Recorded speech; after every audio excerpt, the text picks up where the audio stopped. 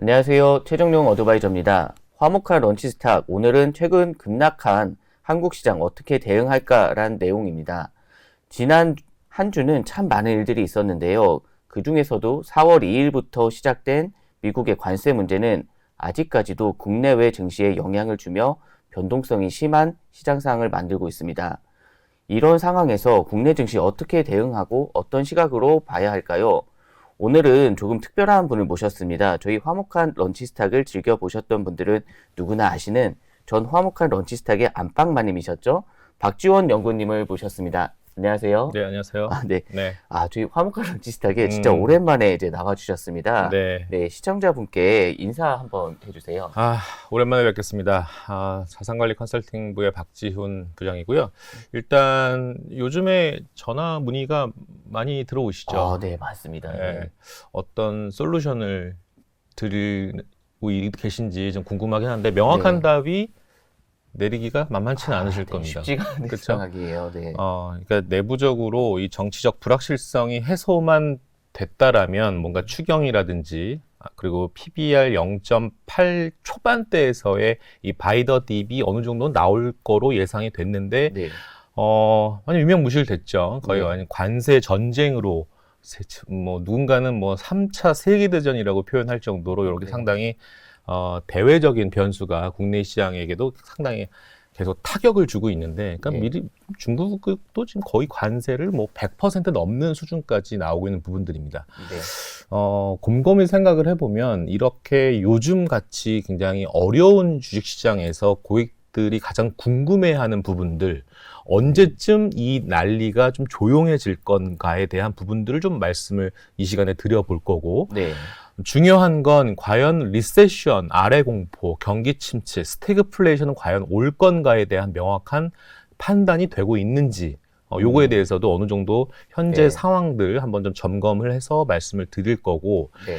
그리고 고객분들이 가장 궁금해하는 것은 시황에다가 결국 내가 갖고 있는 종목들이 어떻게 움직일 것이고, 과연 내가 리스크를 잘 회피하신 분들이라면 언제쯤 내가 진입을 할 건지에 대한 부분들을 오늘 화목한 런치스탁 이 시간에 고중심적인 얘기들을 한번 말씀드려볼까 합니다. 네.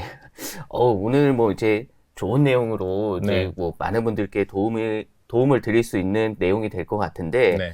일단 저희가 이제 이 방송은 내일 나가지만 저희가 이제 촬영을 하고 있는 새벽에 이제 트럼프 입에서 또 중국 관세를 104%까지 올린다는 그 내용이 나왔습니다. 네. 이러면서 이제 시장에 또 안 좋은 상황으로 좀 가고 있고, 이제 반면에 이제 일본 그리고 이제 한국은 협상을 위해서 미국으로 이제 실무진들이 오고 있다라고 이제 트럼프가 좀 얘기를 했는데요. 이런 상황에서 이제 국내 시장은 어떻게 봐야 할까요? 그러니까 이제 문제는 이제 중국 입장에서는 네. 이게 중국이 어떤 대미 수출에 대한 영향 포지션이 이제는 한 15%가 넘지 않아요. 그러니까 네. 중국도 어느 정도는 트럼프 일기 때 어느 정도 우리가 한 대 세게 얻어 맞았잖아요, 중국도. 네, 그렇죠. 그리고 나서 어느 정도 준비는 좀 되고 있는 부분들이고, 이 무역에 대한 전체적인 포지셔닝이 네. 미국이 극대화, 아주 굉장히 중국 현지 경제에 미친 타격감이 그렇게 크지는 않거든요. 그러니까 네. 중국도 어떻게 보면 맞대응을 하는 그런 흐름으로 아마 갈 가능성이 좀 있어 보입니다. 물론 지금 우리가 촬영하는 시간 1시부로 이제 관세가 이제 발효가 되는 부분이기 때문에 또 네. 어떠한 돌발 변수가 나올지는 계속 모니터링을 해야 되겠지만, 일단 네. 현재 스탠스는 일단 맞짱 뜨는 그런 흐름으로 가고 있는 부분들이고, 기타 국가들은 이제 나라별로 차별적으로 지금 액션들을 좀 취하고 있는 것 같습니다. 네. 그러니까 좀 미국에게 좀 굽실굽실 거리는 나라들도 있을 것이고, 아니면은 강경한 그런 스탠스를 취하는 나라도 있을 것인데, 중요한 네. 건 주식시장에서 우리가 항상 느꼈던 교훈은 뭐냐면, 그러니까 맷집이 생긴다라는 것들이죠. 그러니까 네. 이런 것들이 시장에 많이 반영이 되고 있는 것들이 어느 정도는 관세 타격감이 이 타격감이 점점 그 변동성이 줄어들 거라고 예상을 하고 있는 부분들입니다. 네. 우리가 빅스라는 변동성 지표도 보시면 아시겠지만 지금 약간 스팟으로 찍었긴 했지만 거의 55, 60까지 갔던 그런 상황을 지금 현재 우리가 경험하고 있는 부분들이고, 네. 그 다음에 탐욕과 어떤 공포감의 어떤 이런 지수, 그러니까 페어 앤 그리드 지수도 거의 5를 하회하고 있는 부분들이거든요. 그러니까 5가 언더가 되면 이 이 구간에서 이 공포감에서 주식을 샀을 때 네. 우리가 과거 주식 100년의 역사를 봤을 때 네. 한 달 또는 뭐 3개월 또는 6개월 이거에 대한 그 소위 말해서 수익률 게임으로 봤을 때는 항상 이겼던 그런 포지셔닝이 거의 도래가 되어 있는 부분들이기 때문에 네. 그러한 관세에 대한 부분들은 모니터링을 해야 되겠지만 네. 주식시장에 미치는 변동성의 폭은 점점 줄어드는 흐름으로 가지 않겠냐 싶습니다. 아, 네. 지금 이제 이 공포 지수를 이렇게 말씀을 해주셨는데 이제 예. 서두에 그 국내 PBR을 한번 말씀을 해주셨잖아요. 네. 근데 지금 그 PBR이 한 0.8배 수준이죠. 국내 그쵸. 코스피가요. 네. 근데 과거적으로 봤을 때 음. PBR이 0.89배, 뭐 한 음. 0.87배 이 정도 수준에서 매수를 했을 때는 뭐 실패한 적이 거의 없지 않나요? 이 장표를 한번 보시면 네. 역사적 저점 PBR에 대한 흐름들을 제가 한번 적어봤는데 네. 지금 한 2300 초반대죠. 네. 지금 PBR이 0.8배 내외일 겁니다. 네. 2200까지 가면 0.75배 수준이거든요. 네네. 과거에 금융위기, 유럽 재정위기, 브렉시트, 코로나, 그 다음에 21년 이후에도 여러 가지 변동성 이벤트 때문에 하락 봤을 때 한 0.83배까지 내려왔던 저점을 우리가 확인해 봤거든요. 네네. 자, 문제는 이 시점에서는 소위 우리가 바이 더 딥을 액션을 취했을 때는 수익률로 좀 연결되는 그런 흐름들이 있었기 때문에 이거는 사실은 안도의 한숨을 쉴 수 있는 지표인 겁니다. 저 화면 좀 바꿔주시면 저는 네. 이겁니다.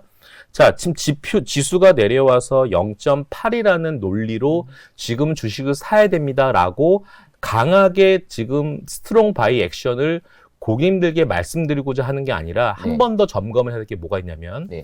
또 남아있는 게 뭘까라고 했을 때는 이제는 매크로를 좀 잠깐 체크를 해보셔야 돼요. 네. 우리가 소위 애널리스트들이 얘기하는 내용 중에 하나가 뭐냐면 소프트 데이터는 좀 꺾인다. 그런데 아직 하드 데이터, 예를 들어서 고용이라든지 아니면 실질 국민들의 소득 이런 수준들은 아직 크게 내려가고 있지는 않거든요. 네. 근데 지금 크게 내려가고 있는 건 가장 중요한 게 뭐냐면 바로 심리 지표입니다. 지금 심리 네. 지표가 지금 꺾이고 있는 부분들이기 때문에 지금 변동성이 굉장히 강하게 가고 있거든요.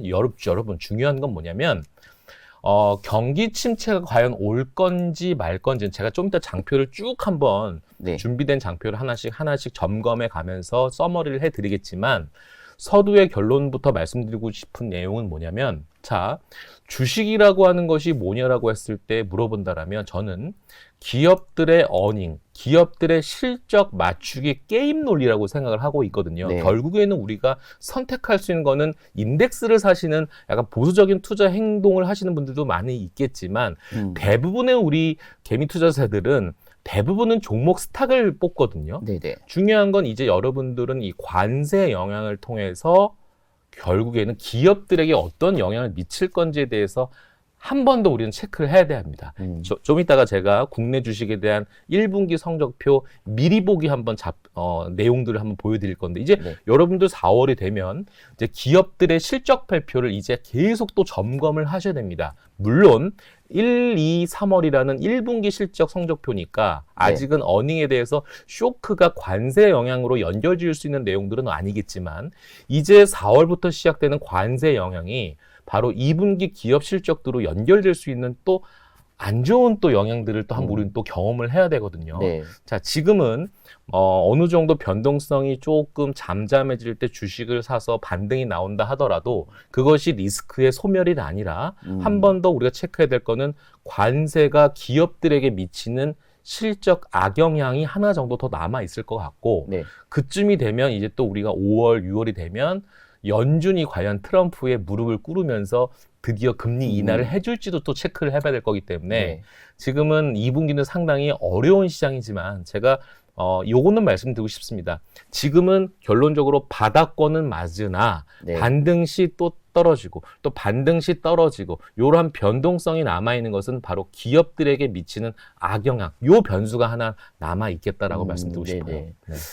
그러면 일단 저희가 이제 그 PBR 관련해서 이제 좀 한번 짚고 넘어갔는데 네. 그러면 이제 저희가 좀 봐야 될 게 이게 트럼프의 입이 또 그쵸. 이제 어떻게 또 나올지 뭐 그거에 대해서 저는 많이들- 진짜 방송이긴 하지만 네. 진짜 트럼프 입을 지금 꼬매버리고 싶을 정도의 어떤 강한 지금 반발적인 생각도 좀 있는데 자 한번 보시죠. 네. 쭉 한번 이제 내용 시간이 없으니까 빨리빨리 좀 서머리 위주로 결론 중심으로 좀 말씀드려야 될 것 같아요. 그리고 또 이 방송을 들으시는 분들이라면 이제 투자 유망 종목도 얘기를 하냐? 오케이. 저 얘기할 예정이니까요. 네. 한번 쭉 방송 끄지 마시고 쭉 한번 내용 한번 들어보시죠.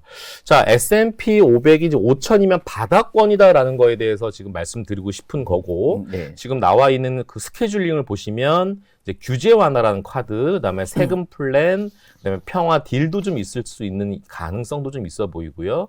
그다음에 중요한 건 트럼프에 대한 지금 제가 이제 사진도 하나 지금 갖고 왔는데 이 사람들이 지금 트럼프에 대해서 반대 시위를 하고 있는 모습들입니다. 네. 여러분, 관세라고 하는 것은요, 물론 기업들이 부담해야 되는 세금이기도 하지만 나라가 부담해야 되는 세금이지만 결국 미국 시민들 입장에서는 자기들이 비싸게 살 수밖에 없는 부메랑 효과가 있을 수밖에 없거든요. 그러니까 그렇죠. 이들에게도 상당히 불만이 점점 좀 고조화되고 있는 부분들이기 때문에 트럼프에 대한 지지 선호도가 뚝뚝뚝 떨어지고 있는 모습입니다. 그러다 보니까 아까 제가 자료에서 나와 있듯이 요 중간 선거, 이 중간 선거도 이 간과할 수 없는 부분들이기 때문에 그렇죠.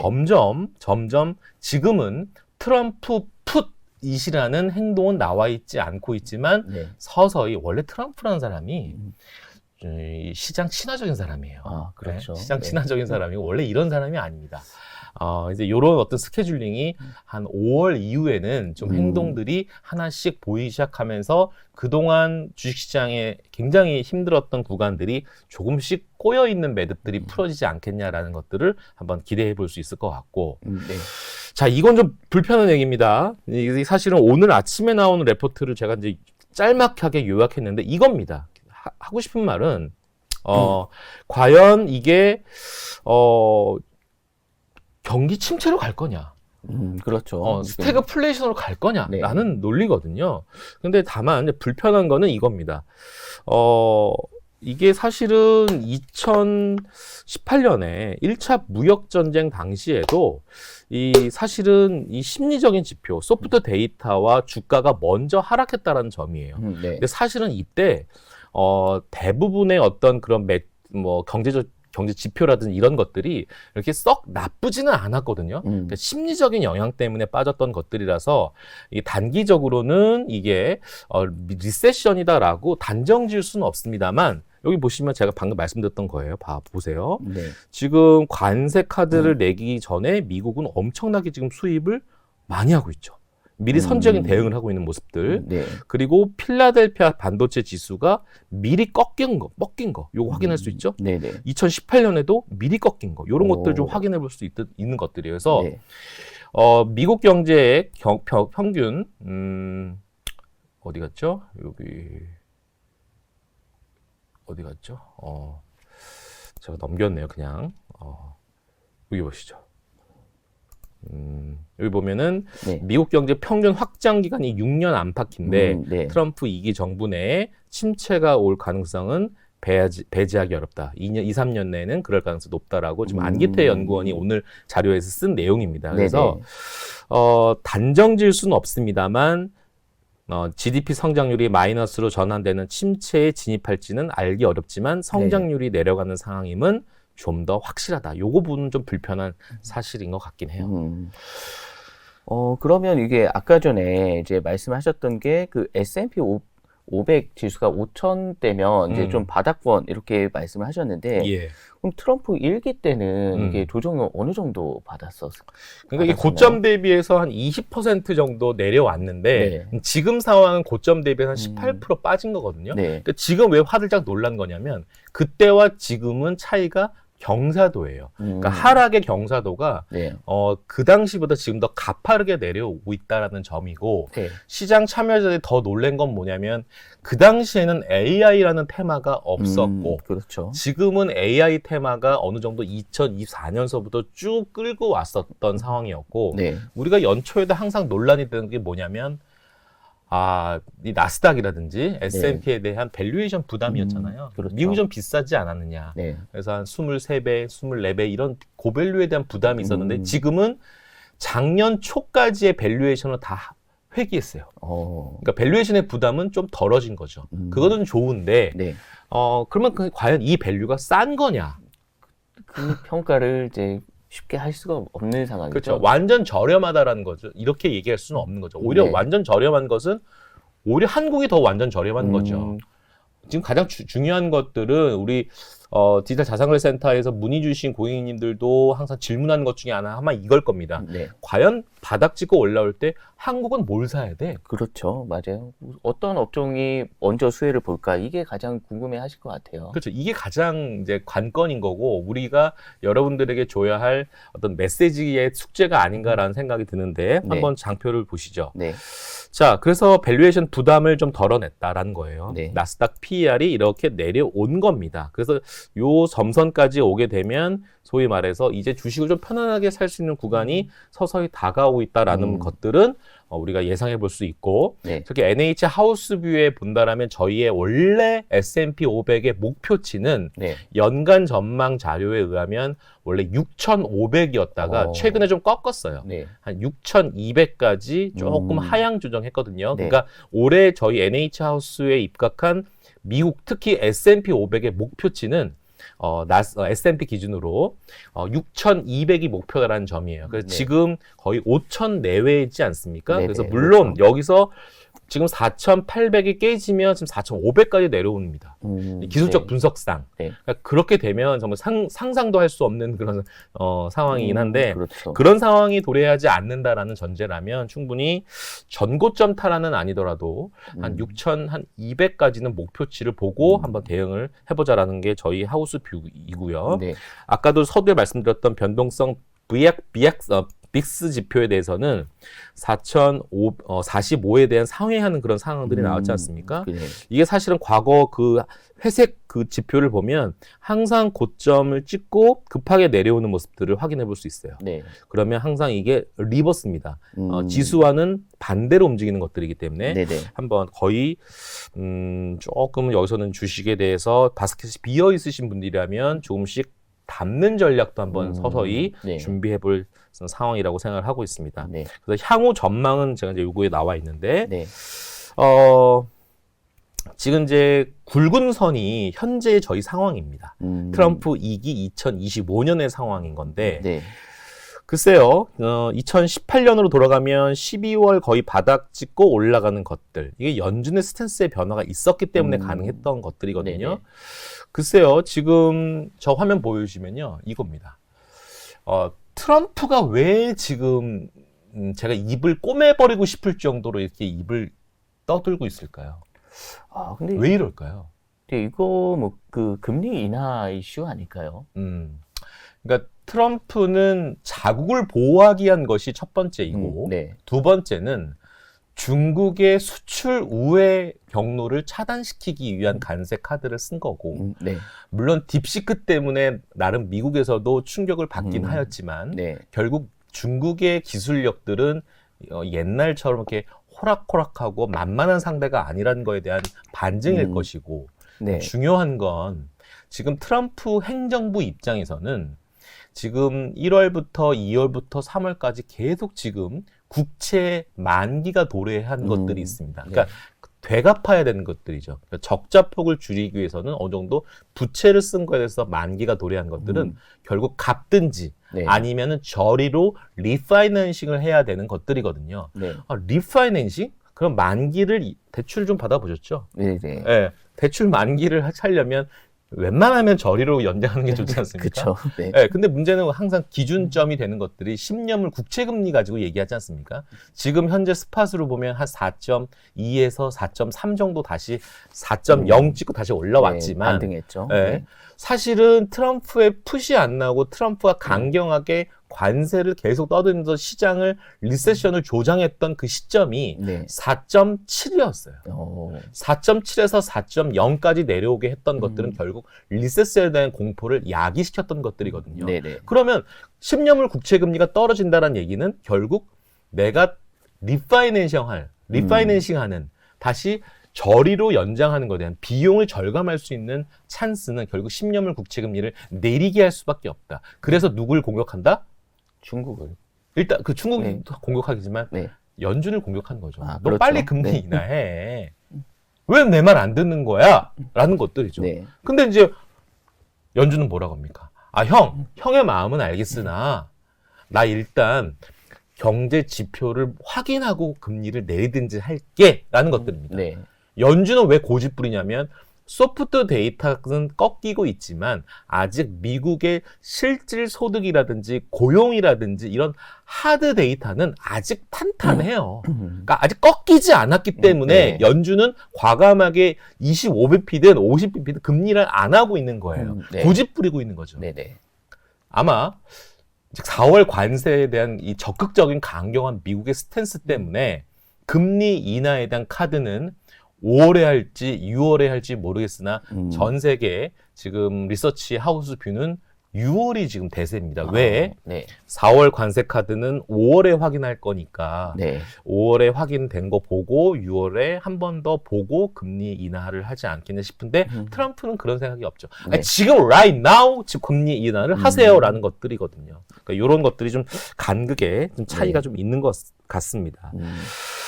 자, 그래서 이제 결론만 얘기하자면 이겁니다. 불확실성하다. 네. 그럼 이제 매매 전략을 어떻게 해야 돼? 라는 것들이죠.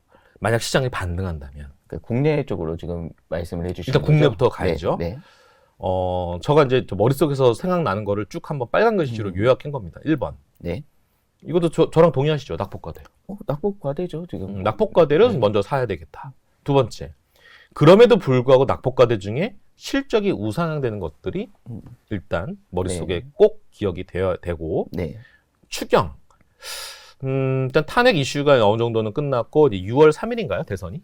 그쵸? 6월 3일로 어제 결정됐죠. 그렇죠. 네. 6월 3일 날 이제 대선이 이루어지는 부분들이기 때문에 좀 추경에 대한 이건 약간 내부적인 모멘텀이긴 한데 네. 어느 정도의 규모로 추경할지는 모르겠으나 어쨌든 5월서부터는 서서히 내수주 중심으로 약간 주가의 리바운딩은 나올 수 있을 것 같고 4번.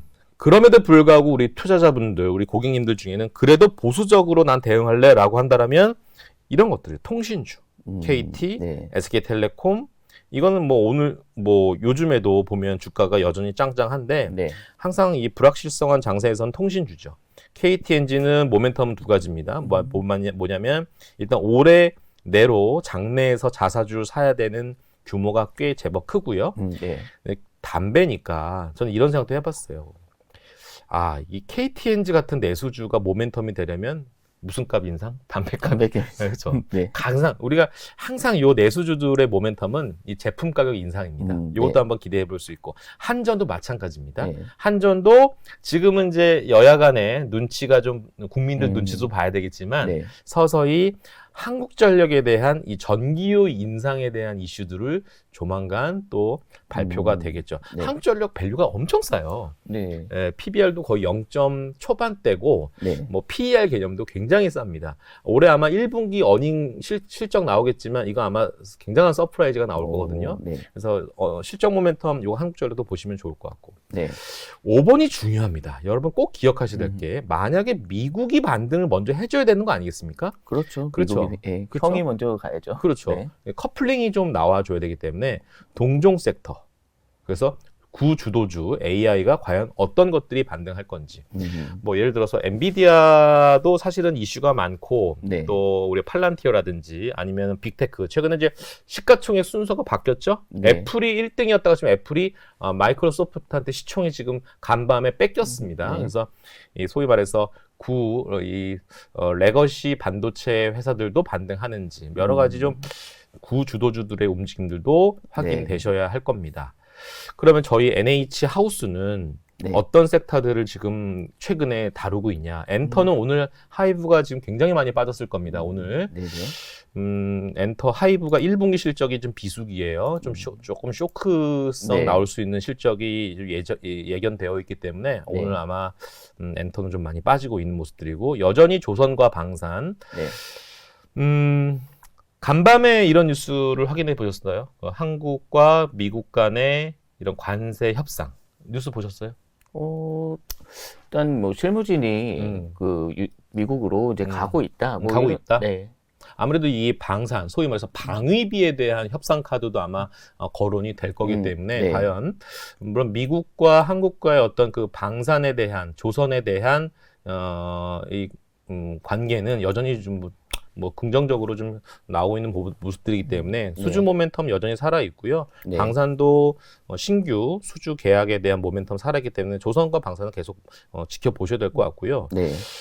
섬유유복과 화장품은 되게 재밌습니다. 여러분 어떤 말씀 드리고 싶은 거냐면 미리 관세로부터 굉장히 연약한 섹터가 이쪽이에요. 최근에 관세 베트남, 인도네시아 딱 얘기 나오는 순간 나이키 급락한 거 보셨죠? 네네. 나이키 급락하니까 우리나라의 의류 관련된 업종들도 죄다 빠졌습니다. 네. 네, 그런 것들 어느 정도는 일부 나라들은 뭐 베트남 같은 경우는 살살살 위로해주고 있죠. 저 형님 뜻 따를게요. 저 이제 그 관세 조금만 좀 친절을 베풀어 주세요라고 지금 얘기하니까 다시 또 나이키 재반등 뭐 이런 것들 네. 나오고 있는데 밸류에이션이 상당히 많이 빠지다 보니까 싸져 있는 섬유유복도 한번 지켜볼 만하고요. 우리 회사는 탑픽은 영업무역하고 네. 화승 엔터프라이즈입니다. 화승 엔터프라이즈는 아무래도 아시겠지만 네. 이 아디다스의 1차 밴더 업체이기 때문에 이것도 한번 지켜보시면 될 것 같고 네. 화장품은 아마 이런 겁니다. 그러니까 결국 시진핑이 진짜 미국이 저렇게 한번 화면 좀 바꿔주시면요. 이런 얘기를 하고 싶은 겁니다. 트럼프가 계속 저런 자세로 나가면 네. 한국과 네. 중국과 미국은 싫지만 네. 손을 잡을 가능성이 그러니까 US 그러니까 넌 US 간에 이런 대결 구도가 형성될 수 있습니다. 그러니까 원래 스스로 그런 의지는 없었는데 네. 저런 식으로 나오다 보니까 한중일이 연합하는 이런 스탠스로 나올 수 있는 부분들도 나오고 있거든요. 네. 대만도 굉장히 많이 삐져 있습니다. TSMC 보고 강압적으로 인텔의 지분 20% 사라. 그 다음에 너 미국에 공장 짓지 않으면 너 TSMC에게 내가 또 추가 관세 또 때리겠다. 이런 식으로 지금 으름장 놓고 있거든요. 네. 굉장히 불편해 있는 상황인 거죠. 그러니까 넌 US 기업과 넌 US 컨트리 같은 경우는 이리 스스로 이들이 뭉칠 수가 있다는 것들이죠. 네. 그러다 보니까 이 화장품 같은 경우도 사실은 시진핑이 올 10월, 11월에 방한한다고 이제 언론에서는 나오고 있지만 어쨌든 만약에 물론 뚜껑은 열어봐야 되겠지만 민주당이 만약에 국내 입장에서 네. 민주당이 만약에 국내 정치 어떤 여당이 만약에 탈바꿈이 된다라면 정권 교체가 만약에 일어난다라면 그렇죠. 야 소위 말해서 친중 기업들 그다음에 클래식한 차이나 모멘텀 있는 기업들 이런 것들은 한번 어깨 너머로 슬슬 한번 기업들에 대해서 한번 공부를 해볼 필요가 있지 않을까라는 생각됩니다. 지금 현재 아무도 보고 있지 않은 섹터가 뭐겠습니까? 예를 들어서 유통 채널 중에 뭐 호텔신라라든지 오늘 이제 최근에 CJ 관련돼서 뭐 자금에 관련된 이슈 예를 들어서 뭐 그러니까 CJ 그룹이 갖고 있는 네이버의 지분을 팔아서 CJ 자체적으로는 자구책을 마련하겠다라는 내용 때문에 이번 주에 네이버가 빠졌지 않습니까? 네. 어쨌든 CJ 관련돼서 CJ ENM이라든지 이런 애들은 사실 티빙이 요즘에 적자예요. 네, 네, 예, 적어요. 뭐 야구를 많이 지금 뭐 보시는 분들도 티빙에서 많이 보시긴 하지만 여전히 아직 이 소위 말해서 컨텐츠 중에 티빙 쪽 사업부가 조금은 적자폭이 좀 커져요. 네. 그러다 보니까 이번 주도 CJ ENM이 주가가 빠져 있거든요. 네. 근데 요런 노이즈만 좀 거치게 되면 여러 가지 엔터 사업이라든지 음악 사업부라든지 아니면 드라마라든지 요런 쪽은 그래도 조금씩 바닥에서 지금 올라오고 있는 사업부 영역이거든요. 네. 그럼 이거 역발상으로 지금은 주가가 아무도 안 보는 종목들이지만 이렇게 친중 쪽 차이나 모멘텀이 나오면 요런 쪽도 바이더 딥할 수 있는 종목군 중에 하나이고 저희 쪽은 지금 CJ ENM 같은 경우는 목표 주가가 한 8만 원이고 외사들은 한 7만 원 중반대인데 지금 주가가 좀 떨어져서 지금 잡으란 얘기는 아니지만 네. 조금씩 바닥 따지는 모습만 나오면 여기서는 충분히 한번 고민해 볼 자리이기도 하고 네. 그다음에 신세계라든지 이런 기업들도 한번 바이더 딥할 수 있는 밸류에이션 매력도가 있는 그런 기업들도 나올 수 있겠다라는 것들이에요. 그래서 네. 유통 쪽에서도 한번 지켜보시면 되고 아까도 네. 서두에 말씀드린 추경에 관련된 모멘텀 역할도 할 수 있다. 자, 문제는 이겁니다. 재미없는 은행을 할 것인가? 네. 아니면 정말 우리 고객분들이 괴롭은 상태가 있는 2차 전지를 할 것인가? 아니요. 그럼에도 불구하고 나는 그래도 3전 할래. 하이닉스 할래라는 것들에 대한 숙제가 남아있는 것들이죠. 네, 저희한테도 문의가 많이 지금 오는 게 어떻게 대응해 주세요? 2차 전지. 저희는 삼성전자 사야 되냐, 요거에 대한 질문이 지금 상당히 좀 많이 오고 있거든요. 근데 뭐 저희가 가격대로 봤을 때 네. 5만 원 초반, 5만 2천 원, 3천 원이면 매수해봐도 되는 타이밍이잖아요. 예, 그래서 분할 매수로 좀 들어가 보셔라 이렇게 좀 말씀을 드리고 있는데, 예. 예, 일단 뭐 반도체는 어떻게 보시나요? 자, 반도체는 이겁니다. 그러니까 이번 주에 저희가 그러니까 삼성전자의 목표가를 조금 올렸어요. 그다음에 SK 하이닉스의 목표가도 조금씩 올리죠. 네. 그러니까 뭐 69,000원, 79,000원, 그다음에 뭐 29만 원, 요 정도의 목표가인데 이 올리게 된 이유는 뭐 이번 주 여러분 삼성전자 실적 발표 확인해 보셨죠? 네. 생각보다 잘 나왔어요. 근데 이거 이렇게 생각하셔야 돼요. 자, 뭐냐면 생각보다 잘 나왔지만 비용 처리, 손실 처리를 안 한 게 있죠. 그래서 실적 잘 나온 겁니다. 자, 아니 예상이 5조 중반대였는데 6조 넘었으면은 삼성전자 좀 올라야 되는 게 정상인데 삼성전자 주가가 못 올랍니다. 외국인들이, 기관들이 드립다 사줘야 되는 정황상 그런 실적 발표임에도 불구하고 스마트 머니들은 삼성전자를 사지 않았던 이유는 뭐냐면, 네. 이거는 좀 말씀드리고 싶은 게 하나가 있어요. 뭐냐면 작년 연말에 삼성전자가 HBM 3E에 대해서 8단을 2조 5천억치를 만들어 놨어요. 지금 창고에 지금 썩어요. 삼성전자는 젠슨왕에게 전화하죠. 형님, 저 만들어 놨는데 한번 써주셔야 되는 거 아닙니까? 라고 하니 젠슨왕이 뭐라고 하냐면, 야, 아직 너희들의 실력은 테스트 해보니까 내 성에는 안 차. 난 그래도 SK 하이닉스 쓸래. 마이크론 거 그냥 그대로 쓸래. 아, 형, 2조 5천억씩 만들어 놨다니까요? 왜 안 써요? 속도가 너무 느려. HBM의 중요한 건 속도거든요. 네. 속도가 왜 안 나냐면 발열이 나오기 때문에 속도가 느려진 겁니다. 어느 정도 지금 실력이 뒤쳐져 있냐면 SK 하이닉스 HBM보다 삼성전자의 HBM이 속도가 10%가 느려요. 그러니까 젠슨왕은 오죽하면 웬만하면 쓰려고 하는데 못 쓰는 거예요. 그래서 이 2조 5천억을 만들어 놓은 거를 비용 처리를, 손실 처리를 하는 게 맞아요. 시장에서의 소문은 1분기에 저거 다 빅베스 하지 않겠어? 라고 했는데 이번에 안 했잖아요. 그러면서 언론에는 이런 기사가 떠오릅니다. 갤럭시가 효자네. 저도 지금 삼성전자 핸드폰 1분기에 바꿨습니다. 울트라로 바꿨습니다. 갤럭시 25. 네. 자, 중요한 건 HBM 만들어 놓은 요 삼성전자의 퀄 테스트가 물론 12단까지 가야 되겠지만, 네. 과연 엔비디아의 이 눈높이를 맞추면서 퀄 테스트가 통과되면서 납품을 2분기에 과연 할 건지가 중요한 핵심 포인트이고요. 네. 두 번째는 지금 관세가 저렇게 때려버리면 IT의 악재가 뭡니까? 수요 둔화. 네, 수요도 나죠. 가전, 스마트 기기 사야 되는데 너무 비싸게 관세가 눈덩이처럼 붙어버리면 제품가에 대한 영향을 누가 받아들여요? 소비자가 부담해야 되는 영향입니다. 네. 소비의 둔화라고 하는 거는 IT의 탑다운 분석상 안 좋은 영향입니다. 그러다 보니까 이게 반도체가 많이 빠지긴 했는데 네. 이게 맘 놓고 살 만한 정황상 근거들이 좀 부족한 거죠. 다만 왜 그런 목표가를 올렸어요? 라고 질문한다면 디램 가격이 서서히 반등할 것 같아요. 네. 그리고 웬만한 외국계 리서치에서도 의견은 이 증권사 리서치가 아니라 이 IT 전문 기업들의 리서치 의견에 의하면 뭐 거멍치도 마찬가지고 매사의 의견을 보면 거의 한 3분기 정도에는 네. DDR5부터 시작해서 이 레거시에 대한 반등이 아마 디램 또 낸드 쪽에서도 반등할 거다라고 전망이 되고 있는 상태다 보니까 네. 충분히 목표가를 올릴 수밖에 없었던 거죠. 어쨌든 네. 낙폭과대 관점에서는 반도체는 여전히 좋게 보고 있는 상황이고요. 네. 두 번째는 2차 전지에 대해서 어떻게 대응해 주실지는 모르겠으나 저희 생각은 얼마 전에 LG 에너지솔루션 실적 보셨어요? 네. 서프라이즈가 나왔죠. 잘 나왔죠. 근데 그거는 무슨 성? 일회성. 일회성 이익입니다.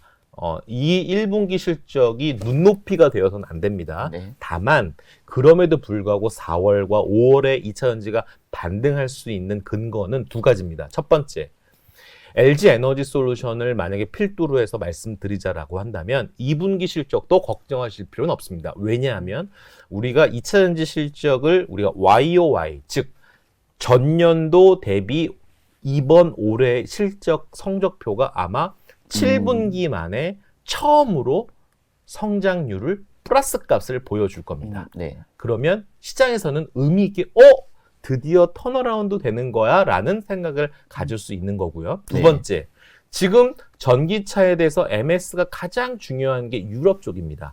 유럽 쪽에서 판매 데이터가 좀 가파르게 올라올 겁니다. 왜요? 2027년까지 이산화탄소 규제를 피하기 위해서는 페널티를 더 물기 전에는 어느 정도는 전기차를 좀 많이 생산을 해야 되는 그런 산업계 어떤 수요 니즈가 좀 있습니다. 물론 공급단의 니즈긴 하지만 그래서 많이 생산을 하고 있는 유럽 내에서 MS 1위가 LG엔솔, 2위가 CATL이라는 중국계 기업이거든요. 물론 비율은 비슷해요. 34%, 33% 요 정도인데 도토리 키재긴 하지만 전체 볼륨감에서는 거의 LG엔솔이 글로벌리 유럽 쪽에서는 1등이에요. 그래서 유럽 밸류체인의 가장 우선적으로 잘하고 있는 LG엔솔을 탑픽으로 해서 2차전지가 공매도 때문에 얻어맞았지만 어느 정도는 이런 공매도 영향은 이제 피크아웃은 치지 않았을까라는 생각이 들고 제가 학수고대하는 지표가 딱 하나 있어요. 어떤 지표를 보시나요? 제가 6년 동안 2차전지 기업들의 코릴레이션, 즉 상관관계 100%짜리 하나 데이터가 하나 있는데 뭐냐면 바로 리튬 가격이 반등하면 무조건 2차전지 기업은 반등입니다. 그런데 항상 6년 동안 중국의 춘절이 2월에 끝나거든요. 그래서 그때 끝나면 항상 반등해줬어요. 리튬이. 리스타킹 효과 때문에. 근데 이번엔 없었다. 그래서 리튬 가격이 지금 계속 플랫한 겁니다. 만약에 이렇게 들어서잖아요. 뭐부터 사야 됩니까? 에코프로 BM부터 사셔야 돼요. 양극재부터 사셔야 됩니다. 아시겠죠? 하나 더 팁을 말씀드리면 혹시 여러분 이 방송 듣고 계시는 분 중에 너무 지금 방송 오래 하죠? 근데 좋은 내용을 많이 설명을 해주시는데 이제 뭐 조금 마무리해 주시면 좋으실 것 같아요. 그래서 한 3분 내로 끝나면 될까요? 네네. 애플 들고 계신 분 계시죠? 여러분 2025년에 애플의 모멘텀이 있다 없다? 없다. 왜? 폼팩터를 바꿔야 모멘텀이 생기는데 아이폰의 폼팩터는 올해 바뀌는 거 없습니다. 일절 없습니다. 다 내년에 폼팩터가 다 바뀌어요. 첫 번째, 일단 폴더블이 내년에 나오고요. 두 번째, OLED 탑재가 내년부터 전면적으로 되고요. 세 번째, 중요한 건 온디바이스 A라고 해서 인텔리전스가 아이폰에 전면 탑재가 될 건데 그렇게 되는 순간 아이폰의 배터리 소모량이 굉장히 많아집니다. 그래서 지금 아이폰은 내년에 이 충전기의 시스템을 다 바꿉니다. 뭘로? 실리콘 음극재로. 그래서 퓨어 실리콘에 대한 니즈가 있기 때문에 이건 음극재 모멘텀이겠죠. 우리나라에서 음극재를 제일 잘하는 기업은 대주전자 재료가 있겠죠. 그래서 이런 것들, 그러니까 소재단에서 한번 보시면 좋을 것 같다. 여러분, 셋업체보다는 가급적이면 모멘텀 베타가 큰 거는 소재단에서 나올 수 있는 가능성이 있기 때문에 그런 위주로 한번 보시면 좋을 것 같고 만약에 은행 같은 경우는 지금 장표에 은행이 있어서 요거는 지금 밸류업 때문에 모멘텀이 좀 꺾이긴 했지만 여전히 주주 친화적인 이런 정책들은 주주 환원율에 대한 높이기 위한 정책들은 나올 거기 때문에 은행은 편안하게 지금 정도면 매수해서 도 무리는 없을 거라고 생각합니다. 좋은 말씀 이제 많이 해주셨는데 그러면 이제 결론적으로는 뭐 국내 지수가 현재 PBR 0.8배 수준이면 매수를 이제 뭐 가지고 계신 분들은 조금 기다려야 되시겠지만 뭐 신규 진입을 하겠다 하시는 분들은 조금 이 가격대가 좀 메리트가 있는 그 PBR 가격대다 이렇게 볼 수가 있는 거고 그러면 이제 그 종목들도 이렇게 조금 말씀을 해주셨는데 뭐 이렇게 이런 종목들은 좀 유심 있게 봐라 이렇게 뭐 한두 종목 말씀을 해주시면서 좀 오늘 좀 마무리를 할까 합니다. 네, 그러니까 추천 종목이 아니라, 그러니까 네. 여러분들 주식 공부를 하는 하나의 어떤 메서드 차원입니다. 그러니까 장표가 예를 들어서 이런 겁니다. 그러니까 엔비디아가 반등하면, 엔비디아 지금 모멘텀 있습니까? 없죠. 당장 모멘텀 없죠. 왜? 네. 엔비디아가 가장 갖고 있었던 중요한 그 킬러 포인트가 블랙웰이라는 신제품이었죠. 블랙웰 다음에 뭐 루빈이라든지, 루빈 여기 지금 적혀 있죠. 4세대 칩 루빈용 이런 것들이 다 약간 딜레이가 되는 뉴스 플로우들을 점검해 볼 수 있어요. 그러니까 모멘텀이 사라진 게 아니라 모멘텀의 연기가 된 거죠. 어찌됐든 엔비디아가 반등을 하게 되잖아요. 네. 그러면 두산 같은 기업들을 봐야 돼요. 왜? 아니 왜 생뚱맞게 두산? 두산은 제가 뭘 주목하라? 두산전자, 자회사. 네. 그럼 두산전자가 엔비디아랑 무슨 관계 있는데요? 바로 엔비디아의 두산전자가 CCL을 납품합니다.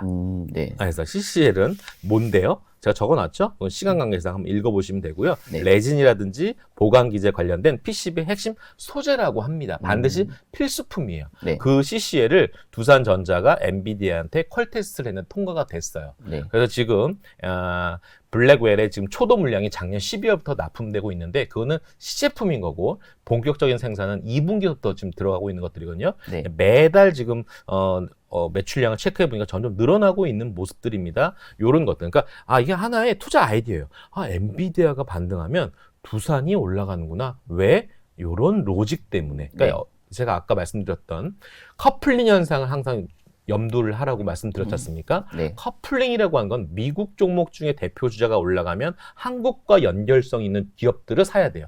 그런 것들이 하나의 공부하는 방법이 될 수 있는 것들. 물론 섹터 플레이를 하셔도 되는데 개별 종목 플레이를 하실 거면 이런 식으로 로직을 연결시켜서 공부하시는 방법도 있을 것 같아요. 예를 들어서 미국의 전력기기 회사 중에 이튼이라고 있습니다. 네. 티커는 ETN이라고 하는 것들. 이런 것들이 우리나라에 연결될 수 있는 기업들은 뭡니까? HD 현대일렉, 효성중공업, LS 일렉트릭 이런 것들을 연결 지을 수 있는 하나의 아이디어가 될 수 있겠죠. 네. 독일에 상장 있는 아디다스가 반등하면 우리나라에 뭘 사라? 화성 엔터프라이즈를 사야 된다. 이런 로직을 꼭 기억하시면 될 것 같습니다. 네. 오늘 나와주셔서 네. 긴 시간 동안 좋은 네. 내용으로 이야기를 해주셔서 너무 길어서 죄송합니다. 아니에요. 예. 네, 감사합니다. 네, 오늘 저희가 이제 방송한 자료는 더보기란을 통해서 확인을 하실 수가 있으시고요.